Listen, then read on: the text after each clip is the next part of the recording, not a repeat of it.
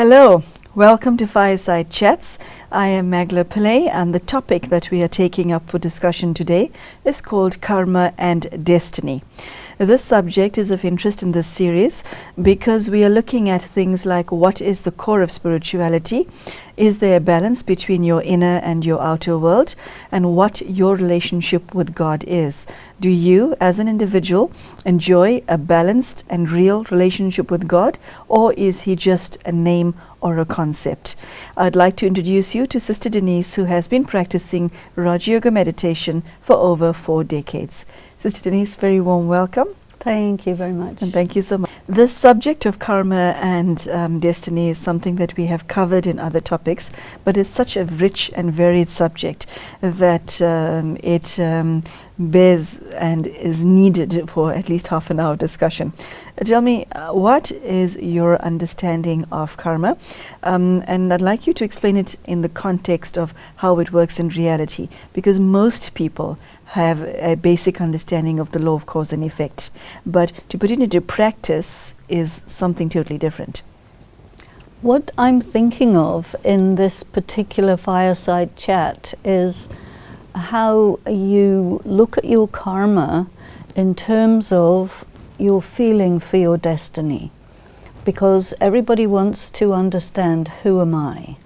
And how do you approach this question, who am I? One approach is, I am my destiny, because destiny is something that you think of as fixed. And when you say your destiny is fixed, it means that you can have a feel for it in advance, a kind of premonition about what your destiny is and who you are in that way, like the character that you play in this drama. So when you have a sense of who you are, destiny-wise, then you say, okay, what actions will I be doing that correspond with who I am? And there is where I think you want to look at karma and destiny working together. So it's everything to do with your sense of identity. Sister Denise, why is it that the vast majority of us have a don't care attitude about the consequences of our behavior? On some level, we have a basic understanding of the law of karma, but we go ahead and think and speak and do without having due regard to, is this going to come bite me one day? Why are we so careless about it? Partly, I think we don't, most people don't take the idea of the laws of karma very seriously, aside from the fact that they don't really know very much about it. It's a very cursory understanding. And the other reason, I think, a very strong reason, is that people identify with their feelings. I am my feelings, I am my desires. If it feels good, do it. You know, that is the kind of current currency of our culture, and I think that influences people quite a lot. So identifying with our feelings, that is not good. And let me ask you the question in this context. Are you your feelings? Is a person their feelings? I think that if the feelings you have are a reaction to the perceptions that you have. So that means that whatever's going on inside you is everything to do with what's going on the outside. And so you are under the influence of the external. Whereas if you think, you know, I am a being with a destiny and I'm accountable and I'm influential, and so it makes a difference what I do, not only to me, but to history, to people, then you start thinking very differently. And this is where I think we're wanting to go in this program. Okay, so if I have a strong feeling to do something, I can't let that be the only reason for me to do it. Are you saying we've got to stop and still make a decision? Because it's very natural to, I feel like no longer studying because I'm feeling tired. I have a test tomorrow, but I'm feeling too tired. I'm not going to study because I don't feel like it. So then we would say it's very short-sighted. It would also be said that you're taking an axe to your foot. And so we would say that's not very intelligent to just operate on that basis. Short-sighted, damaging to your potential. People do want to fulfill their potential. And this is where I think the idea of destiny and karma linked together is interesting, because you're not identifying with your feelings. Your feelings become much more secondary, because they can work with you, they can just as easily work against you. But if you say to yourself, okay, well, I am not my feelings. Feelings are something that I have rather than something that I am.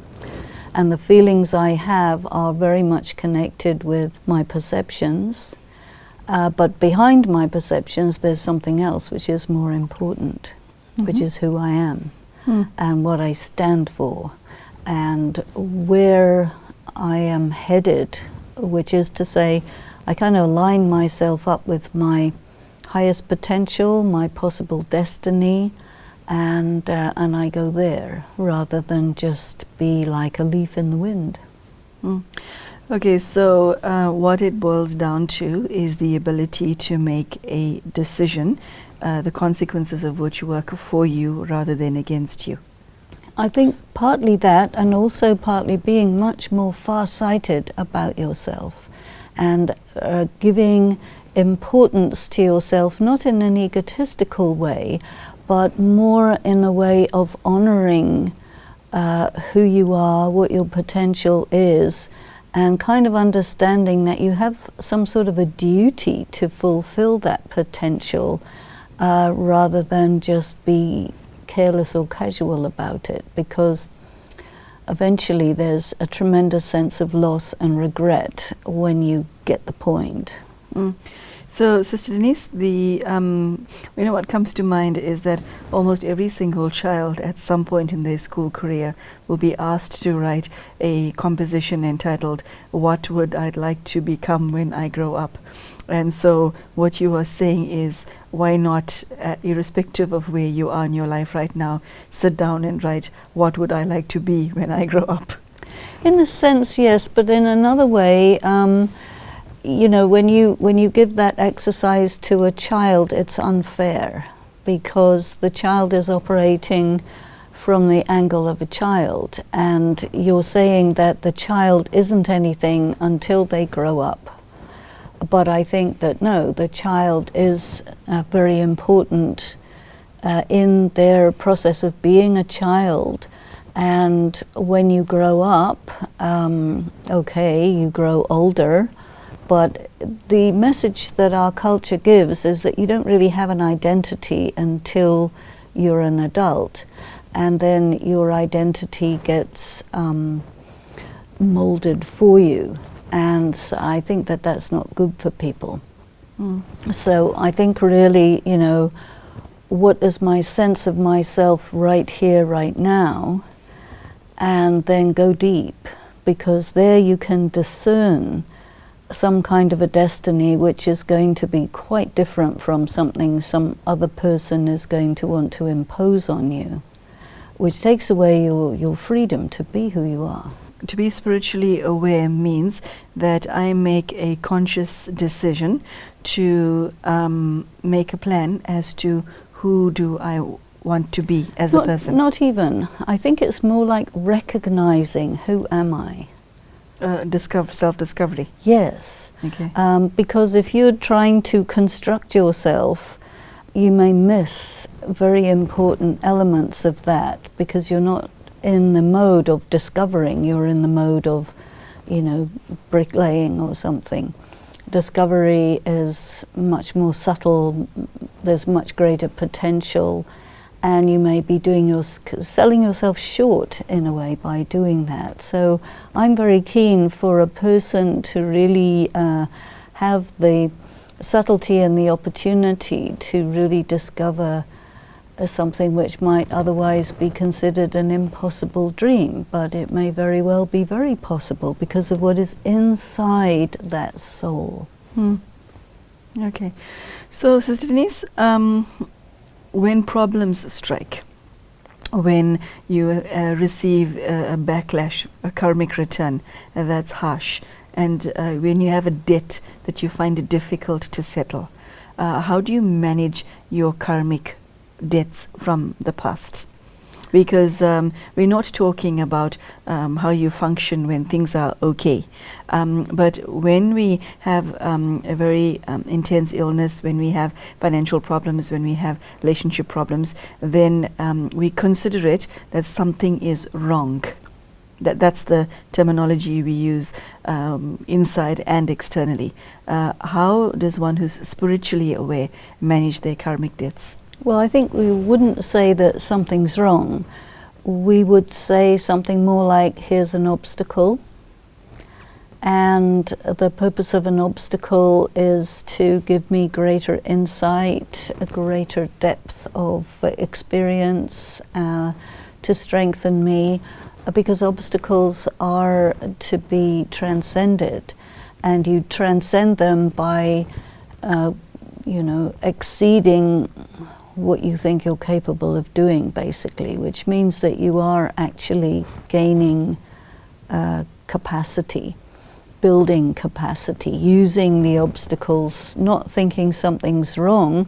Okay, it may be a karmic debt, so okay, I have to pay it, so I have to make sure I have enough wealth of pure karma and yoga to deal with that, and also that I have enough imagination to go past it, to transcend it, and really go past my limits, stretch myself at every opportunity.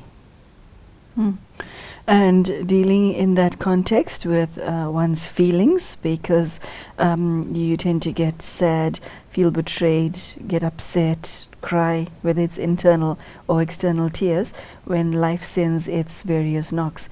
How do you deal with your feelings when you're facing a intense karmic debt? Well, you have those feelings, but you also have powers, you also have resources, and it's very important to be able to manage your feelings. You know, you have to manage rejection, you have to manage failure, you have to manage self-doubt, all of these things. But I think that you go to your strength and you get through those, you get past those, because those feelings, you can look at them on another day. They may feel really intense at the time, but in hindsight they don't seem so big. And if you can get past them, transcend them, you feel better about your accomplishments. You don't let them get in your way. And Sister Denise, for somebody who's spiritually aware, what is the end result of your spiritual journey? Is one's entire life just waiting for the next karmic account to emerge? How do you live as a person? Do you live differently? You see, in the world, one has worldly ambitions. Does somebody who's spiritual have spiritual ambitions? And how does this fit into the context of today's topic of karma and destiny? I think that your sense of your ambition is related to your sense of your destiny. You know, sometimes a person has a feeling inside, this is what I want. And then you have to ask yourself, you know, is that good? Is that right? Is that suitable? Does it correspond with me? Is it realistic? Can I stretch that far, you know? What do I have to do in order to achieve that? And I think this perception of what you want is your destiny coming into the present and giving you a little signal that, hey, come over this way because this is lined up for you. So I think you have to discern that. Some people, they discern a destiny that is to do with a worldly ambition, and fine, you know, but from a spiritual angle, we would say that is, relatively speaking, limited. So a spiritual ambition may be wider, broader, deeper, higher. And it has to also be lined up with, I think, the task of God. Which is? I think the task of God is to bring every human being to a state of purity and to bring the world to a state of harmony in terms of the environment as well as the society. And I think if you have an ambition that lines up with that, you may well call that a spiritual ambition. And you may need all of the internal and intellectual and aesthetic and every other resource that you would otherwise apply to a worldly ambition. You can apply just as well to a spiritual ambition. And of course the caveat is you have to be very careful of the ego that will come along and get in the way. How does ego affect the way you handle your understanding of the law of karma? Does your ego cause problems in that arena? Well, yes, it does, because in spiritual terms, suppose you have special talent, then you have ego of that talent, and then it creates an expectation that you want everybody else to think that you're wonderful, marvelous, and fantastic, and then there's no humility, and you kind of, you know, ego being edge out God, or edge God out.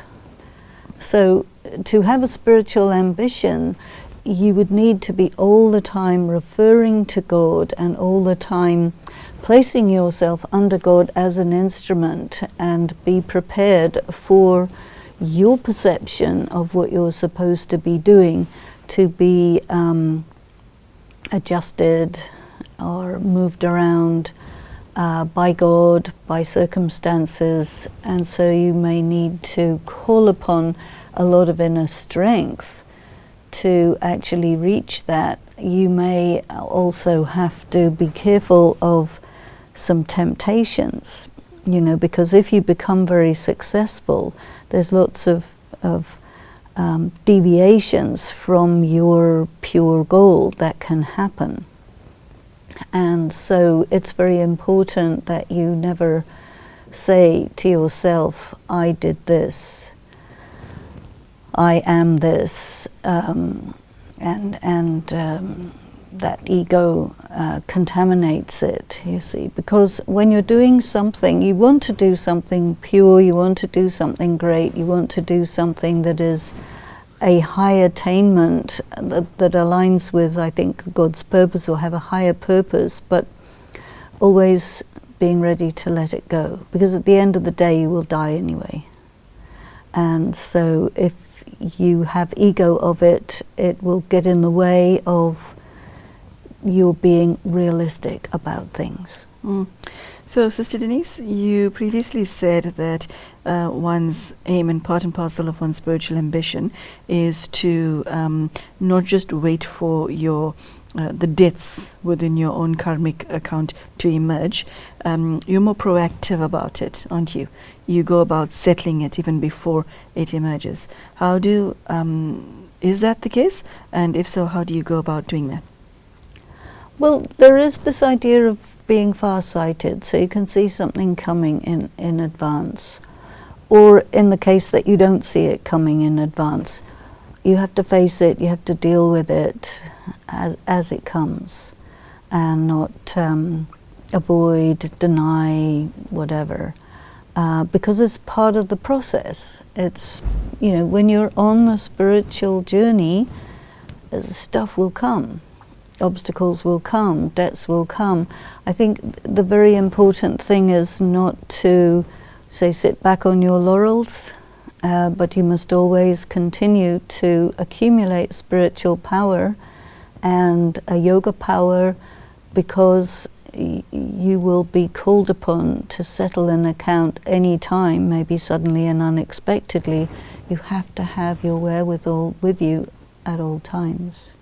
So Denise, with any type of karmic debt, there comes with it pain. Okay? Now, we've become adept at trying to run away from pain, making an enemy of pain, trying to deny pain. What is your relationship with pain? When you say and to sorry, yourself... Sorry, can I qualify that?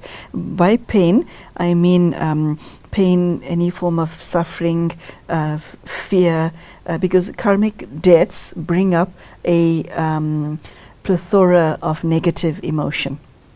And there is, the entire range of it. So I'm using pain as an umbrella term to cover all the feelings, negative feelings that we experience when something comes up. Anything from shock to, mild sense of unease. How do you, somebody who's spiritually enlightened, manage the pain that comes from karmic accounts? From the time that you begin your spiritual journey, these things are going to come up. Different varieties of pain. So you become experienced and you gain greater expertise in managing them, so that as time goes by, they actually become bigger, more subtle, more complicated. So you're constantly,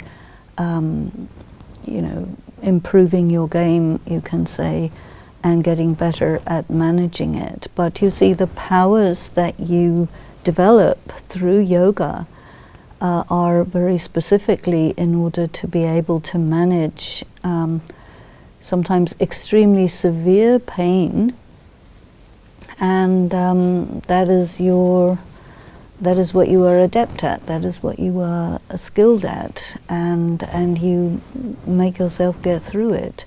You don't get stopped by it or held up by it.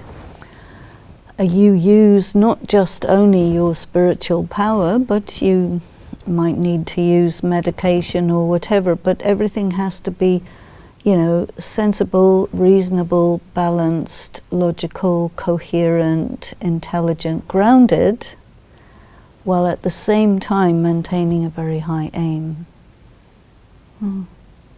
Okay, so the impression that comes to mind is that you grin and bear it, or is it deeper than that?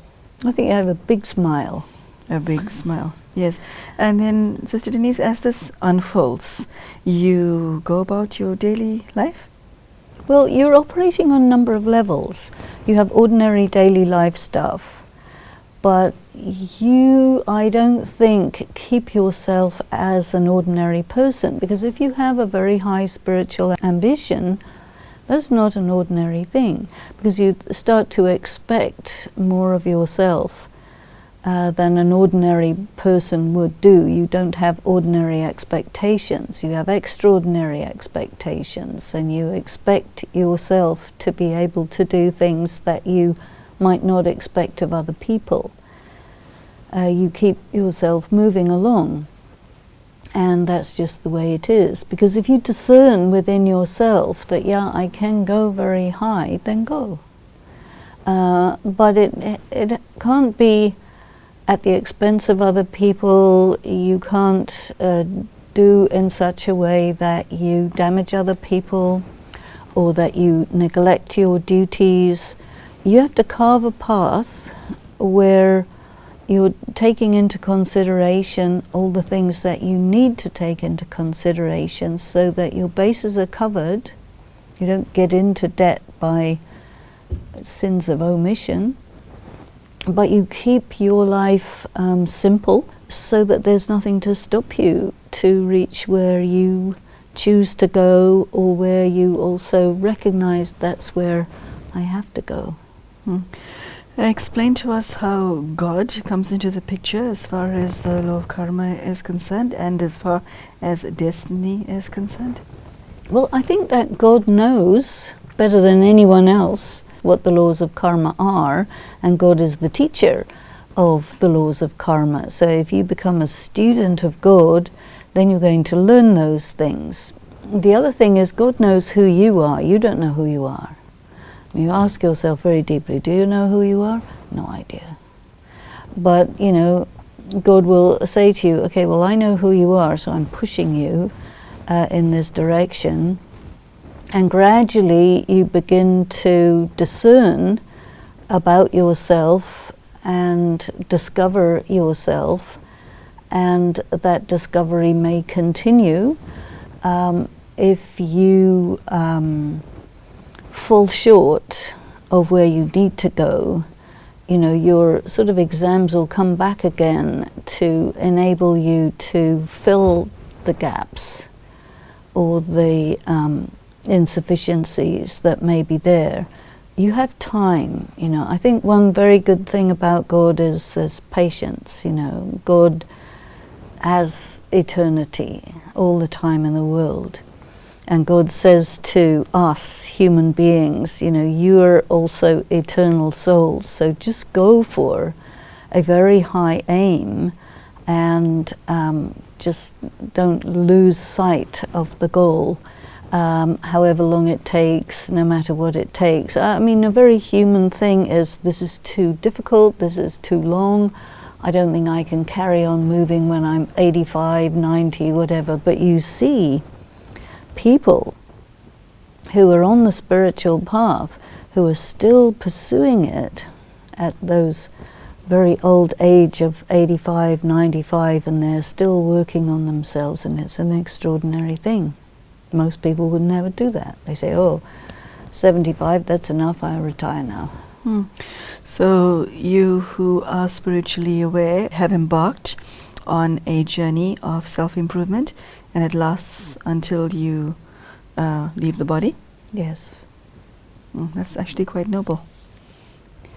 It's also quite inspiring for the self, because, you know, there's nothing like stopping, there's nothing like giving up. There's this sort of encouragement all the time. Keep going, you can do it, just a little bit more, a little bit more. And it's a very nice way to live. Unfortunately, we have no time left to listen to you more on the subject, but it has been extremely enlightening. Sister Denise, what I like about what you shared is that almost everybody has some understanding or ever heard of the law of cause and effect, but we are very shy when it comes to using it in our lives. And that's what I like about what you shared today, is you showed us what it means to practically implement the understanding. So thank you for that. Thanks. Thank you for joining us today, brothers and sisters. As you sit in the comfort of your own home, I would ask you to consider two things: whether you understand the law of cause and effect, and whether you are able to apply this understanding into your life. Because knowing it is simply not enough. You have to implement it to see whether it works for you. And Sister Denise has shared some valuable insights as to how one handles a negative karmic burden, which brings pain, which brings trauma, whether it's physical, mental, psychological, whatever your problem may be, whatever negative karma you are facing, one can face it with a fair level of equanimity. So I do wish you luck on your own spiritual journey. Thank you so much for joining us. Goodbye.